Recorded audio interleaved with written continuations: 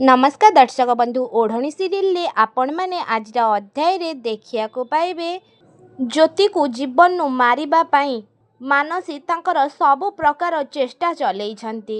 Mansi acid आनिकी कहउछंती ज्योति आज तू पोड़ी हेकी मरिबू आउ मु तते तो स्वामी पाखु को पठेई देबी।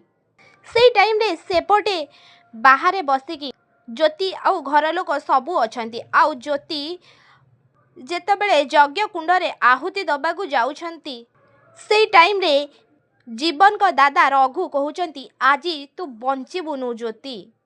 रघु एमिति कहिकी ज्योति को मुंड उपरे आउ देह सारा एसिड ढालिबाकू से बहुत प्रकार योजना करिछंती आउ ज्योति किछि भी जानी पारु नाहंती आउ ज्योति तांको काम रे बहुत व्यस्त अछंती आउ ये सब देखिकी मानसी आउ रघु बहुत खुशी होउछंती।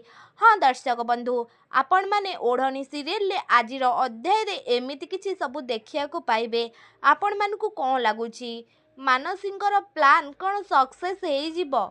मानसी कौन तांको भौणी ज्योति को जीवन नु पोड़ी की मारिबा को चेष्टा करुचंती आउ से काम रे मध्य सफल हेई जिबे? कौन तांकू से खुशी सब किछि मिली जिवो? कौन जीवन को दादा जहा सब करुछंती सेथिरे ज्योति फसी जिबे कि? ज्योति कौन सतरे जीवन नु चली जिबे कि? कौन से ज्योति जीवन को पाखु को सतरे चली जिबे कि? आपण मानकू कौन लागुची आमको कमेंट रे निश्चित भाव में जणांतु। आउ ता पूर्वरु आपण मानकू जदि आम वीडियोटी भल लागिथिबो ताहेले लाइक शेयर कमेंट करबाकू जमारू भी भूलिबेनी। आउ पाखरे आस्तुबा बेल आइकन को मध्य दबाई दियंतु। आउ आपण मानकू ज्योति जीवन को जोड़ी केमिति लागुची आमको कमेंट रे निश्चित भाव में जणांतु।